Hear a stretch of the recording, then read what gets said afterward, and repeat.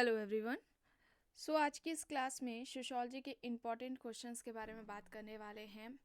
ये class Bihar state exam के लिए इम्पॉर्टेंट रहने वाली है। 7 क्लासेस हो चुकी हैं, आज 7th क्लास है। इससे पहले 6 और क्लासेस हो चुकी हैं। इन सभी का प्लेलिस्ट में फ़ोल्डर बना दिया गया है। आपको उस फोल्डर के अंतर्गत सारी जो अभी इधर जल्द ही क्लासेस हुई हैं बिहार स्टेट के नाम से, वो मिल जाएंगी। क्लास स्टार्ट हो इससे पहले आप सभी इस वीडियो को ज़्यादा से ज़्यादा लोगों के साथ शेयर भी ज़रूर कर दीजिए। अगर आप नेट, जेआरएफ, पीजीटी, जीआईसी या फिर असिस्टेंट प्रोफेसर एग्ज़ाम की तैयारी कर रहे हैं सोशियोलॉजी से, तो इस चैनल के साथ जुड़कर आप यहाँ से अपनी तैयारी कंप्लीट कर सकते हैं। प्लेलिस्ट में उन सभी वीडियोज़ के फोल्डर्स मिल जाएंगे, आप वहाँ से उन वीडियोज़ को देख सकते हैं।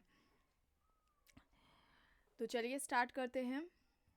फर्स्ट क्वेश्चन है, अपराध के विभेदक सहचर सिद्धांत का निरूपण किसने किया था? यहाँ पर क्राइम के बारे में बात हो रही है और जैसा कि जितने भी चैनल से पहले लोग जुड़े हैं उन्हें पता है, क्राइम इस टॉपिक को कंप्लीट कराया जा चुका है। प्लेलिस्ट में आपको फोल्डर मिल जाएगा अपराध क्राइम के नाम से, आप इस टॉपिक को कंप्लीट कर सकते हैं। देखिए, किसी भी आप एग्ज़ाम की तैयारी कर रहे हो सोशियोलॉजी से रिलेटेड, अभी तक जितने भी टॉपिक्स कंप्लीट कराए जा चुके हैं उन सभी का प्लेलिस्ट में फ़ोल्डर बना दिया गया है। आप सभी एग्ज़ाम्स को ध्यान में रखते हुए क्लासेस कराई गई हैं, टॉपिक को कंप्लीट कराया गया है। तो आप किसी भी एग्ज़ाम की तैयारी कर रहे हो, आप यहाँ से अपनी तैयारी को कंप्लीट कर सकते हैं। तो यहाँ पर अगर हम क्राइम की बात करें, अपराध का जो विभेदक सहचर सिद्धांत है, ये किसने दे रखा है? सदरलैंड ने दिया है। ऑप्शन सी यहाँ पर क्या हो जाएगा? राइट आंसर हो जाएगा। ठीक है, ऑप्शन सी यहाँ पर राइट आंसर है। सदरलैंड के बारे में बात की जाए तो इन्होंने प्रिंसिपल्स ऑफ क्रिमिनोलॉजी, इनकी बुक का नाम क्या है? प्रिंसिपल्स ऑफ क्रिमिनोलॉजी में इन्होंने ये विभेदक सहचर का सिद्धांत दिया था जो कि अपराध से संबंधित है। याद आ रहा है? इसके अलावा इन्होंने जो श्वेत वसन अपराध की अवधारणा भी दी थी। आप लोगों को कल की क्लास में बताया गया था कि श्वेत वसन अपराध की अवधारणा दी थी, और ये अमेरिकन अपराध शास्त्री हैं और आधुनिक अपराध शास्त्र का जनक इन्हें कहा जाता है। ध्यान रखिएगा, आधुनिक अपराध शास्त्र के जनक है सदरलैंड। ठीक है, और इनका ये भी कहना था, जैसे कि लोम्ब्रोसो ने कहा था ना कि अपराधी जन्मजात होते हैं, है ना, जन्म से ही व्यक्ति क्या होता है? अपराधी होता है। ये लोम्ब्रोसो का कहना था।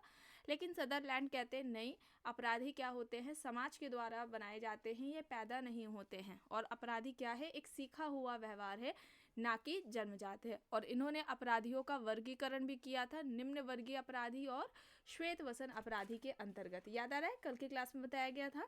तो यहीं पर इनका ये कहना था कि जो अपराध है ना, वो क्या है? सीखा हुआ व्यवहार है। व्यक्ति संगति में आकर के जो है आपराधिक गतिविधियों में लिप्त हो जाता है और व्यवहार करना वो सीख जाता है, और इसी के अंतर्गत वे क्या करता है? अपराधी बन जाता है। और इनके इस विभेदक सहचर सिद्धांत को क्या कहा गया है? संस्कृति संचरण का सिद्धांत कहा गया है, या फिर अपराध का उप संस्कृति सिद्धांत कहा गया है। ये याद रखिएगा। ठीक है, तो यहाँ पर क्या हो जाएगा? सदरलैंड हो जाएगा राइट आंसर। नेक्स्ट है, भारत में अनियंत्रित जनसंख्या वृद्धि के लिए उत्तरदायी कारक है। यानी कि भारत में अनियंत्रित जनसंख्या वृद्धि के लिए उत्तरदायी कारक पूछा जा रहा है, इनमें से कौन सा है? बाल विवाह, विवाह की अनिवार्यता, पुत्र प्राप्ति को अधिक महत्व देना, या फिर ये सभी? क्या हो जाएगा यहाँ पर राइट आंसर?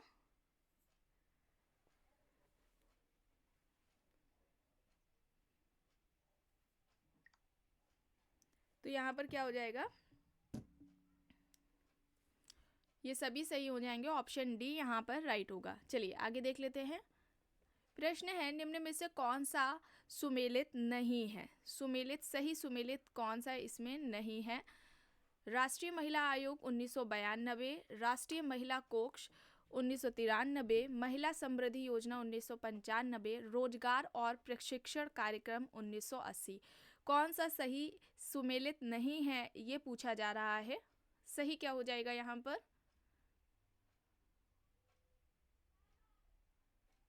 सही हो जाएगा महिला समृद्धि योजना। महिला समृद्धि योजना हो जाएगा, ऑप्शन सी यहाँ पर राइट आंसर हो जाएगा। चलिए आगे देख लेते हैं।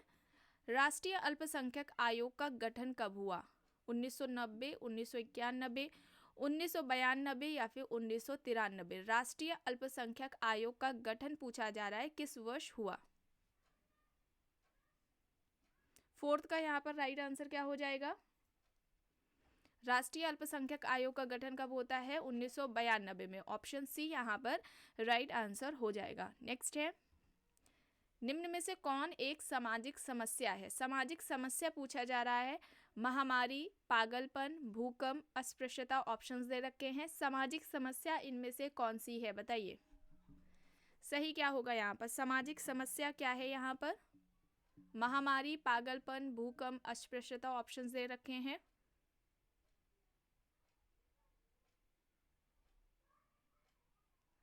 सामाजिक समस्या अस्पृश्यता हो जाएगा।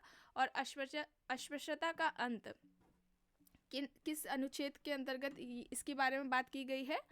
अनुच्छेद 17 है ना, याद आ रहा है? आर्टिकल 17 अस्पृश्यता के अंत की बात करता है। तो यहाँ पर ऑप्शन डी हो जाएगा राइट। अब प्रश्न यहाँ पर क्या कह रहा है? भारत में सामुदायिक विकास कार्यक्रम किस तिथि को प्रारंभ किया गया? 2 अक्टूबर 1991, 2 अक्टूबर 1992, 2 अक्टूबर 1950, 2 अक्टूबर 1953? बताइए। 2 अक्टूबर 1951, 2 अक्टूबर 1952, 2 अक्टूबर 1950 या फिर 2 अक्टूबर 1953? बताइए सही क्या होगा? भारत में सामुदायिक विकास कार्यक्रम किस तिथि को प्रारंभ किया गया?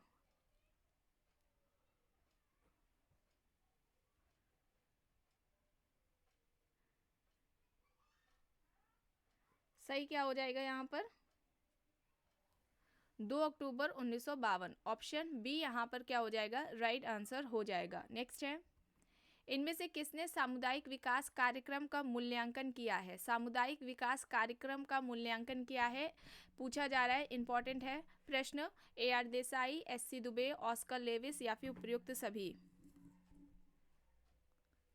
सामुदायिक विकास कार्यक्रम का मूल्यांकन इनमें से किसने किया है? AR Desai, SC Dubey, Oscar Levi's या फिर उपयुक्त सभी? क्या हो जाएगा यहाँ पर right?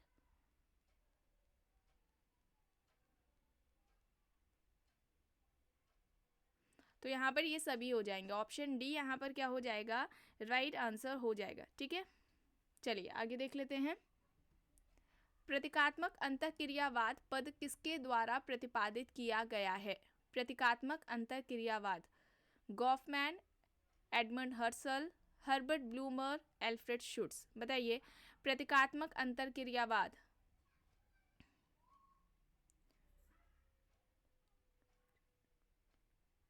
Goffman, Edmund Husserl, Herbert Blumer, Alfred Schutz options दे रखे हैं।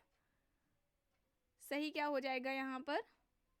सही हो जाएगा हर्बर्ट ब्लूमर। हर्बर्ट ब्लूमर यहाँ पर राइट होगा। ऑप्शन सी यहाँ पर राइट आंसर हो जाएगा। ब्लूमर किसके स्टूडेंट थे? जॉर्ज हर्बर्ट मीड के। जॉर्ज हर्बर्ट मीड के स्टूडेंट थे ब्लूमर। और ये ब्लूमर होम्स से भी प्रभावित थे, ये याद रखिएगा, होम्स से भी ये प्रभावित थे। और इन्होंने समाज के बारे में क्या कहा था? समाज प्रतीकात्मक अंतरक्रिया है। समाज क्या है? समाज प्रतीकात्मक अंतरक्रिया है। ये किसने कहा है? ब्लूमर ने कहा है, ये याद रखिएगा। इनकी एक इंपॉर्टेंट बुक का नाम क्या है? सिम्बॉलिक इंट्रैक्शनिज्म। ठीक है, सिम्बॉलिक इंट्रैक्शनिज्म, ये इस नाम से इनकी पुस्तक है ब्लूमर की। ठीक है, मीड के स्टूडेंट हैं, होम से प्रभावित है, समाज प्रतीकात्मक अंतरक्रिया है, ये इनका कहना है। चलिए आगे देख लेते हैं। प्रश्न है, निम्न में से किस प्रतीकात्मक अंतरक्रियावादी द्वारा भूमिका ग्रहण की अवधारणा का प्रयोग किया गया है? इनमें से किसके द्वारा प्रतीकात्मक अंतरक्रियावादी द्वारा भूमिका ग्रहण की अवधारणा का प्रयोग किया गया है? CH कूले, GH Mead, S कुहन, H bloomer? बताइए। CH कूले, GH Mead, S कुहन, H bloomer option दे रखे हैं। सही क्या होगा यहाँ पर?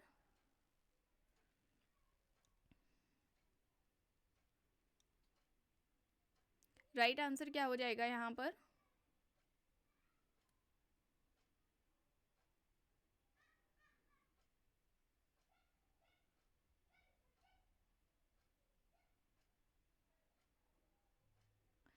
राइट यहाँ पर हो जाएगा George Herbert Mead. Option B यहाँ पर राइट होगा, जॉर्ज हर्बर्ट मीड यहाँ पर राइट आंसर हो जाएगा। और भूमिका ग्रहण इसके बारे में हम लोगों ने स्टेटस रोल की जब क्लासेस हो रही थी उसमें पढ़ा था। ठीक है, भूमिका ग्रहण क्या है, यानी कि परिस्थिति और भूमिका से संबंधित जितनी भी अवधारणाएं हैं उन्हें कंप्लीट कराया गया था जब स्टेटस एंड रोल की क्लासेस हुई थी। इसका भी आपको प्लेलिस्ट में फोल्डर मिल जाएगा एंड वहाँ से आप जब फोल्डर को ओपन करेंगे तो सारी क्लासेस आपको एक जगह पर मिल जाएंगी। ये इंपॉर्टेंट टॉपिक है, इससे प्रश्न पूछा जाता है, तो यहाँ पर मीड हो जाएगा राइट आंसर। अब जॉर्ज हर्बर्ट मीड हैं, तो इनकी इंपॉर्टेंट बुक का नाम क्या है, माइंड सेल्फ एंड सोसाइटी।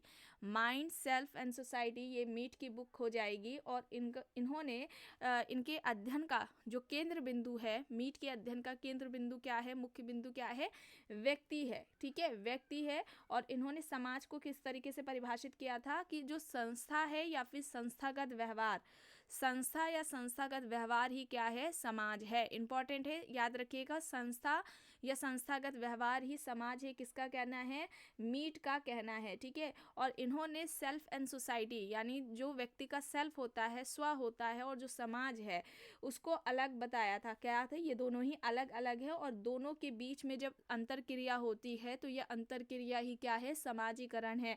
यानी कि सेल्फ एंड सोसाइटी के बीच जब अंतर क्रिया होती है तो अंतर क्रिया क्या है, समाजीकरण ही कहलाती है। और सेल्फ एंड सोसाइटी को ये अलग अलग बताते हैं मीड। ठीक है, ये याद रखिएगा। चलिए आगे देख लेते हैं।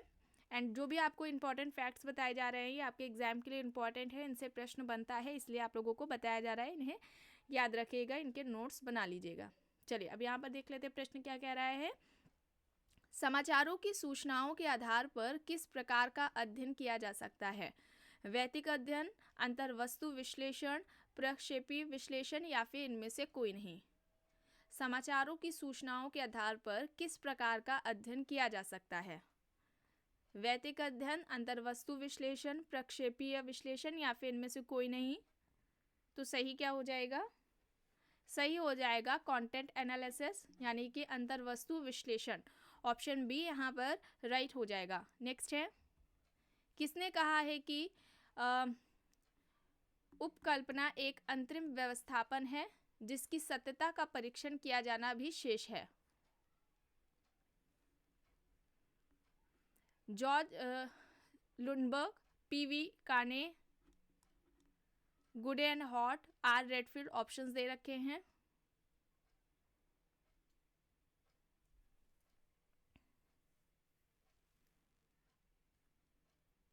उपकल्पना एक अंतरिम व्यवस्थापन है जिसकी सत्यता का परीक्षण अभी किया जाना शेष है, ये किसका कहना है, Lundberg, PV Carney, Goode and Hatt, R Redfield options दे रखे हैं। सही क्या हो जाएगा यहाँ पर, राइट आंसर हो जाएगा लुंडबर्ग। ठीक है, लुंडबर्ग यहाँ पर ए राइट आंसर होगा। नेक्स्ट है, सहभागी अवलोकन का अपने शोध में किसने प्रयोग किया, सहभागी अवलोकन विधि का अपने शोध में इनमें से किसने प्रयोग किया है, Lundberg, Malinowski, Goode and Hatt, Parsons option दे रखे हैं। इंपॉर्टेंट है प्रश्न, ये नेट के एग्जाम में भी इस तरीके से प्रश्न पूछा जा चुका है। Lundberg, Malinowski, Goode and Hatt, Parsons option दे रखे हैं। सहभागी अवलोकन का अपने शोध में इनमें से किसने प्रयोग किया है, सही क्या हो जाएगा,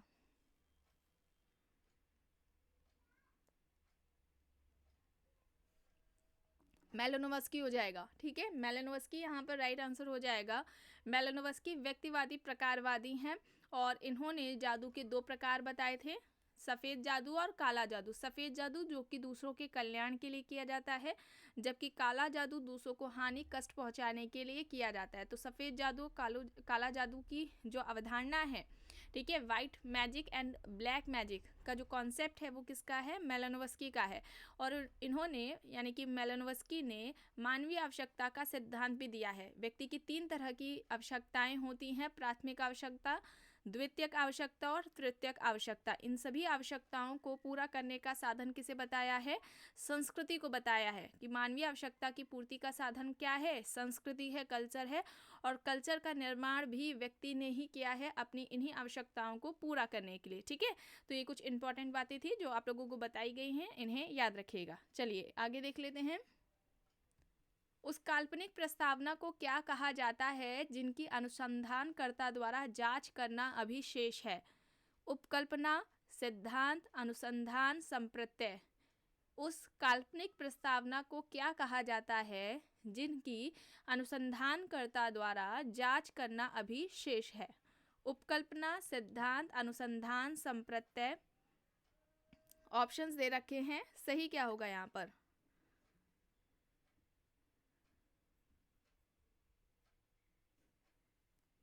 सही क्या होगा यहाँ पर? हाइपोथेसिस, उपकल्पना यहाँ पर राइट होगा। हाइपोथेसिस यानी उपकल्पना यहाँ पर राइट होगा। ऑप्शन ए यहाँ पर राइट हो जाएगा। नेक्स्ट है, सामाजिक शोध में सर्वप्रथम सर्वेक्षण विधि का प्रयोग किसने किया? अब देखिए, सोशल रिसर्च में सबसे पहले पूछा जा रहा है सर्वे मेथड का यूज किसने किया है? कॉल मोजर, चार्ल्स बूथ, डब्ल्यू.जे. गुडे, पी.वी. यंग। ऑप्शंस दे रखे हैं, कॉल मोजर, चार्ल्स बूथ, डब्ल्यू.जे. गुडे, पी.वी. यंग। ऑप्शंस दे रखे हैं। सोशल रिसर्च में सबसे पहले सर्वे मेथड का यूज किसने किया? बताइए, सही क्या होगा यहाँ पर? राइट आंसर क्या होगा यहाँ पर? राइट आंसर हो जाएगा चार्ल्स बूथ। चार्ल्स बूथ हो जाएगा। ऑप्शन बी यहाँ पर राइट आंसर हो जाएगा। नेक्स्ट है, वह परिवार जिसमें सदस्यों का व्यवहार, रूढ़ियां, जनमत आदि के द्वारा नियंत्रित होता है कहलाता है? समन्वयवादी परिवार, तना परिवार, संस्थागत परिवार, नियंत्रित परिवार। अब देखिए, परिवार फैमिली आया है, इस टॉपिक को भी कंप्लीट कराया जा चुका है। संस्थागत परिवार किसे कहा जाता है? तना परिवार, है ना? किसने दिया है ये अवधारणा? ये सभी बताया जा चुका है काफ़ी डिटेलिंग में। एमसीक्यूज को सॉल्व कराते हुए ही ये सारी अवधारणाएं परिवार से संबंधित जो महत्वपूर्ण हैं, जिन्होंने दे रखी हैं, कहाँ पर उन्होंने अध्ययन किया है, महत्वपूर्ण जो पुस्तकें क्या हैं, इन सभी के बारे में एमसीक्यूज को सॉल्व कराते हुए सब बता दिया गया है, जो भी आपके एग्जाम्स के लिए इम्पोर्टेंट है। तो जितने भी चैनल से नए लोग जुड़ रहे हैं वे सभी प्लेलिस्ट जरूर चेक कर लीजिए। वह परिवार जिसमें सदस्यों का व्यवहार, रूढ़ियां, जनमत आदि के द्वारा नियंत्रित होता है, ऐसा परिवार क्या कहलाता है? तो ऐसा परिवार जिसमें सदस्यों का व्यवहार, रूढ़ियां, जनमत, इन सभी सदस्यों के जो व्यवहार है, उन व्यवहारों को रूढ़ियों, जनमत द्वारा क्या किया जाता है? नियंत्रित किया जाता है, ऐसा परिवार संस्थागत परिवार कहलाता है। तो ऑप्शन सी यहाँ पर राइट आंसर हो जाएगा। ठीक है, ऑप्शन सी यहाँ पर राइट आंसर हो जाएगा। और ये याद रखिएगा, संस्थागत परिवार की अवधारणा पूछ ली जाए किसने दी है, तो संस्थागत परिवार की अवधारणा किसने दे रखी है? बर्गेस एंड लॉक ने। ठीक है, बर्गेस एंड लॉक ने परिवार के दो प्रकार बताए थे, एक तो संस्थागत परिवार बताया था और दूसरा सहचारिता परिवार बताया था। ठीक है, एक संस्थागत परिवार और दूसरा सहचारिता परिवार बताया था बर्गेस एंड लॉक ने। चलिए आगे देख लेते हैं। इनमें से किसने मातृसत्तात्मक परिवार को परिवार का आरंभिक रूप माना? महत्वपूर्ण है प्रश्न। मातृसत्तात्मक परिवार को परिवार का आरंभिक रूप किसने माना? मॉर्गन, बैकोफेन, या फिर मॉर्गन और बैकोफेन दोनों ही, या फिर इनमें से कोई नहीं? सही क्या होगा यहाँ पर? मातृसत्तात्मक परिवार को परिवार का आरंभिक रूप इनमें से किसने माना है?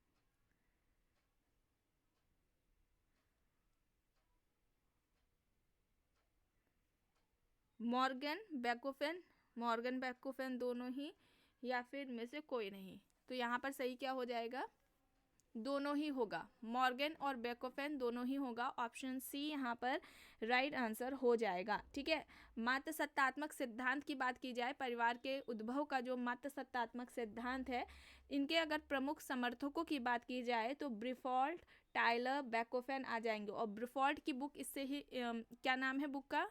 The mothers. याद आ रहा है आप लोगों को? द मदर्स ब्रिफॉल्ट की बुक है, इंपॉर्टेंट है, याद रखिएगा। मातृसत्तात्मक सिद्धांत के प्रमुख समर्थकों में ब्रिफॉर्ड, टाइलर, बैकोफेन ये सभी आते हैं। ठीक है, चलिए आगे देख लेते हैं। किसका कहना है कि समाज में परिवार ही अत्यधिक महत्वपूर्ण समूह है? अब समाज में परिवार को महत्वपूर्ण समूह इनमें से किसने माना है? ऑप्शंस दे रखे हैं, MacIver and Page, Cooley, Simmel, Sorokin. MacIver and Page, Cooley, Simmel, Sorokin options दे रखे हैं। इनमें से किसने समाज में परिवार को महत्वपूर्ण समूह माना है? समाज में महत्वपूर्ण समूह परिवार है, यह किसका तर्क है?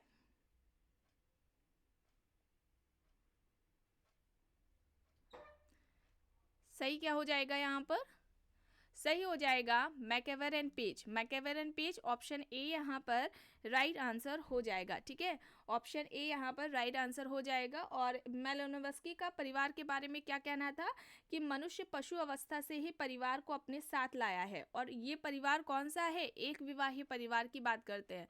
मनुष्य पशु अवस्था से ही परिवार को अपने साथ लाया था। और ये जो परिवार की बात करते हैं, जिसे व्यक्ति पशु अवस्था से लेकर आया है, परिवार कैसा है? एक विवाहीय परिवार है, ये याद रखिएगा। और इरावती कार्वे ने ज्वाइंट फैमिली के लिए यानी कि संयुक्त परिवार के लिए सहनिवास को महत्वपूर्ण माना। ठीक है, ये भी याद रखिएगा। इरावती कार्वे ने संयुक्त परिवार के लिए सहनिवास को महत्वपूर्ण माना है। ठीक है, तो यहाँ पर मैकएवर एंड पेज ऑप्शन ए यहाँ पर राइट आंसर हो जाएगा।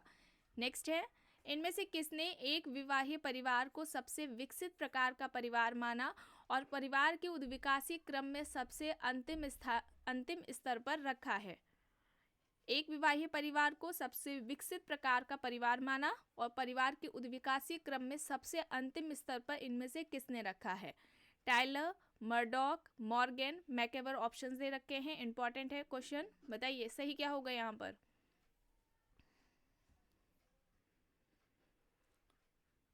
सही क्या होगा यहाँ पर? 18th का राइट आंसर क्या होगा यहाँ पर?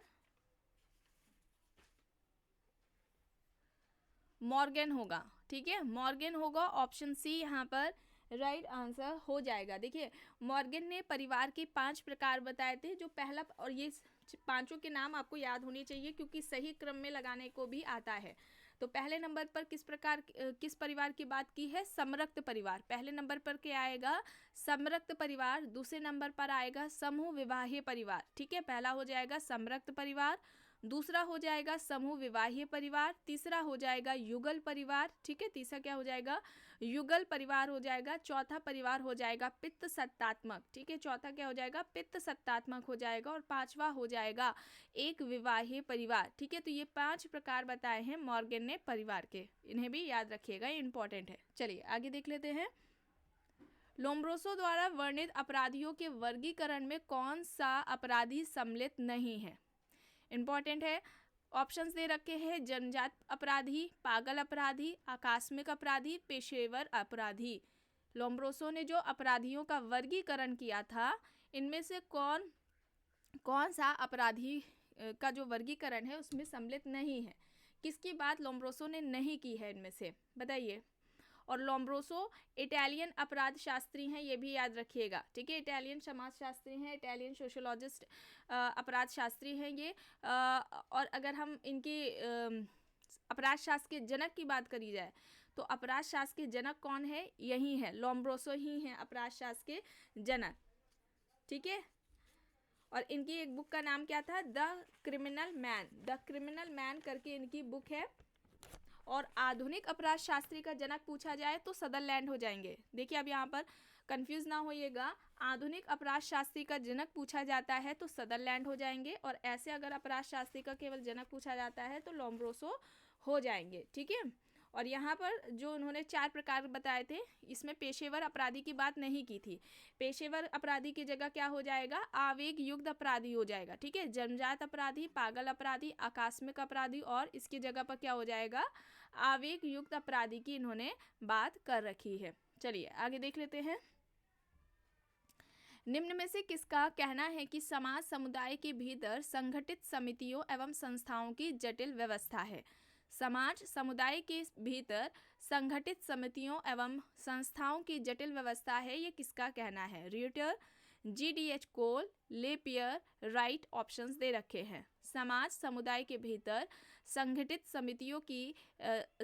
समितियों संस्थाओं की जटिल व्यवस्था है, ये किसका तर्क है? सही क्या होगा यहाँ पर?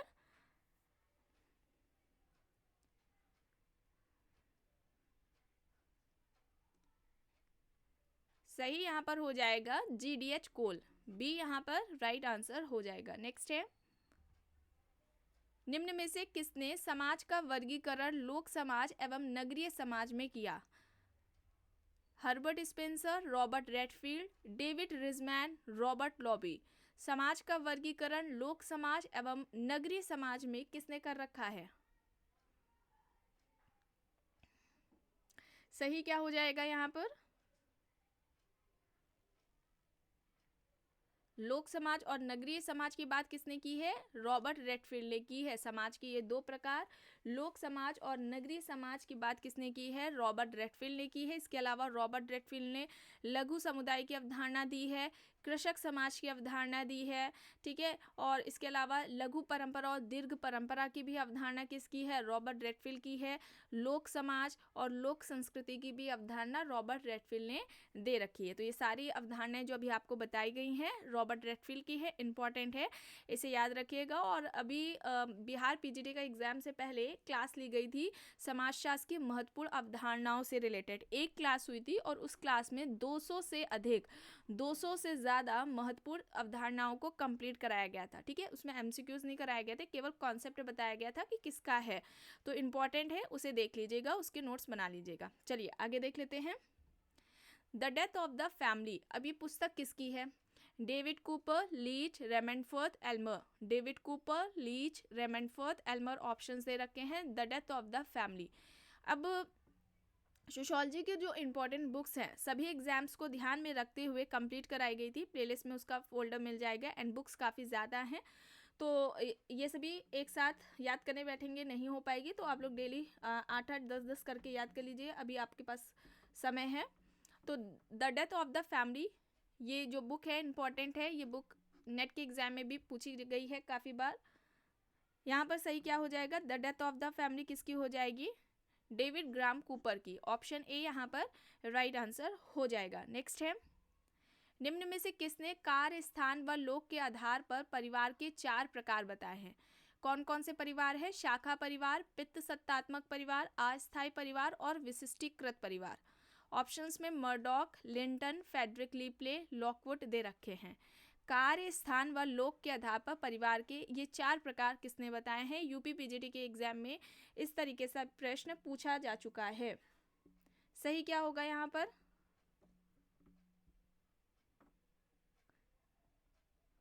शाखा परिवार, पित्त सत्तात्मक परिवार, अस्थायी परिवार और विशिष्टीकृत परिवार दिया गया है।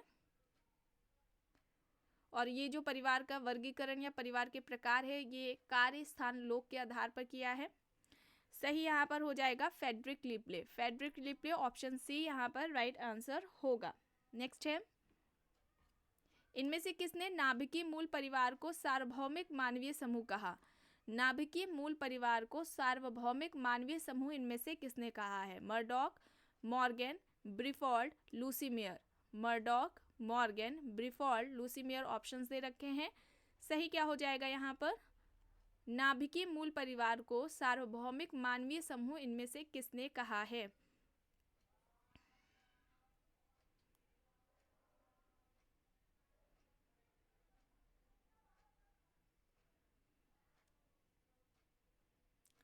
GP Murdock. GP Murdock option A यहाँ पर राइट आंसर हो जाएगा। जीपी मर्डॉक ने 250 यानी 250 समाजों पर अध्ययन किया था और वहाँ पर उन सभी समाजों पे उन्होंने न्यूक्लियर फैमिली को पाया था और उनका ये भी कहना था कि परिवार क्या है? एक सार्वभौमिक संस्था है, ठीक है। इस तरीके से पूछा जाता है परिवार सार्वभौमिक संस्था है, ये किसका कहना है?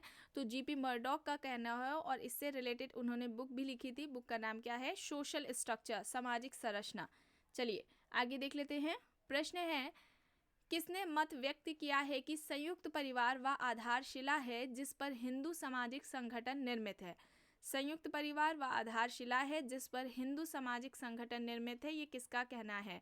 राधाकृष्णन, पीएन प्रभु, पीवी काने, केएम पानिकर ऑप्शंस दे रखे हैं। सही क्या होगा यहाँ पर?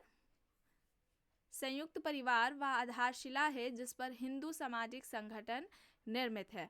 राधाकृष्णन, पीएन प्रभु, पीवी काने, केएम पानिकर ऑप्शंस दे रखे हैं। सही क्या हो जाएगा यहाँ पर?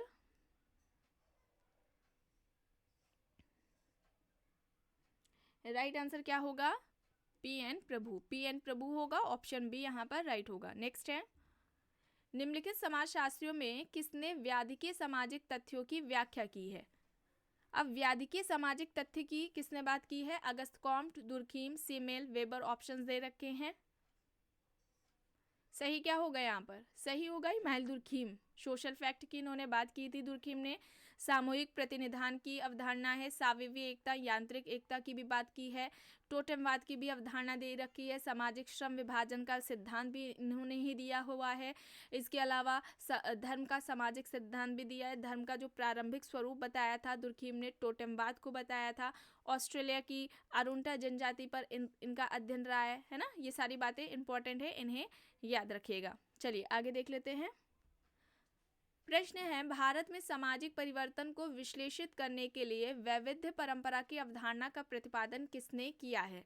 सामाजिक परिवर्तन को विश्लेषित करने के लिए वैविध्य परंपरा की अवधारणा का प्रतिपादन इनमें से किसने किया है? SP Nagendra, SC Dubey, MN Srinivas या फिर ल्यू ड्यूमो? बताइए सही क्या होगा। सामाजिक परिवर्तन को विश्लेषित करने के लिए जो वैविध्य परंपरा की अवधारणा है वो किसने दे रखी है?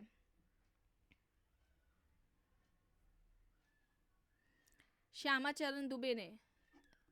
ऑप्शन बी यहाँ पर राइट होगा, एससी दुबे, श्यामाचरण दुबे यहाँ पर सही है। और इन्होंने 6 प्रकार बताए हैं परंपरा के, इन्हें भी देख लेते हैं। पहला जो बताया है शास्त्रीय परंपरा, ठीक है, पहला क्या है? शास्त्रीय परंपरा है। दूसरा है नव विकसित राष्ट्रीय परंपरा, दूसरा क्या हो जाएगा? नव विकसित राष्ट्रीय परंपरा हो जाएगा। तीसरा हो जाएगा क्षेत्रीय परंपरा, तीसरा क्या होगा? क्षेत्रीय परंपरा होगा। चौथा हो जाएगा स्थानीय परंपरा, चौथा क्या होगा? स्थानीय परंपरा होगा। पांचवा हो जाएगा पश्चिमी परंपरा, पांचवा क्या होगा? पश्चिमी परंपरा। छठा हो जाएगा स्थानीय उप सांस्कृतिक परंपराएं, स्थानीय उप सांस्कृतिक परंपराएं।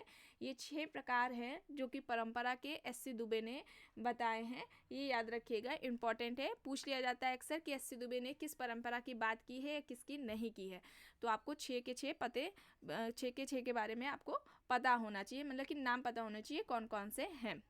नेक्स्ट है, निम्नलिखित में से रेडफील्ड के द्वारा प्रतिपादित लघु समुदाय से कौन सी विशेषता संबंधित नहीं है?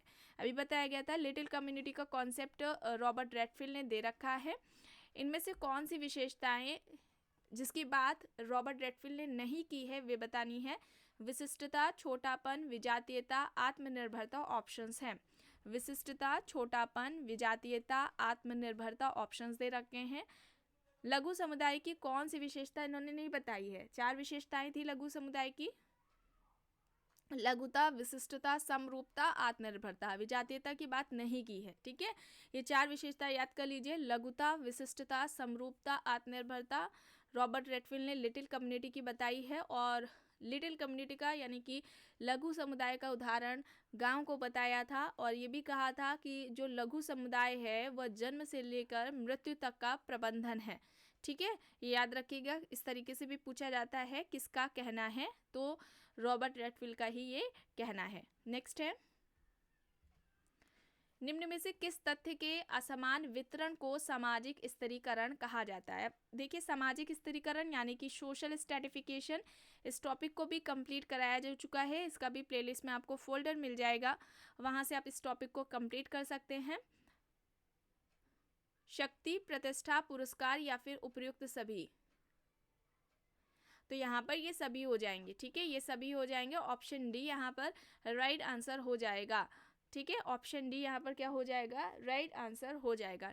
एंड लास्ट क्वेश्चन है, सामाजिक परिवर्तन मुख्य रूप से समाज के किस पक्ष को प्रभावित करता है? समूह के व्यवहार को, सामाजिक संरचना को, सांस्कृतिक विशेषताओं को, या फिर इनमें से तीनों पक्षों को? सामाजिक परिवर्तन मुख्य रूप से समाज के किस पक्ष को प्रभावित करता है? सही क्या होगा यहाँ पर?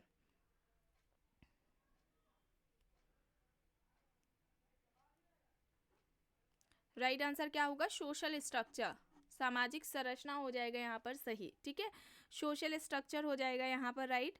तो आज की क्लास में बस इतना ही। आई होप ये आपको पसंद आई होगी। अगर पसंद आई है तो प्लीज़ लाइक करिएगा, कमेंट करके ज़रूर बताइएगा। चैनल पर अगर आप नए हैं तो चैनल को भी ज़रूर सब्सक्राइब कर लीजिएगा, एंड इस वीडियो को जितना हो सके ज़्यादा से ज़्यादा लोगों के साथ शेयर भी ज़रूर करिएगा। Thank you.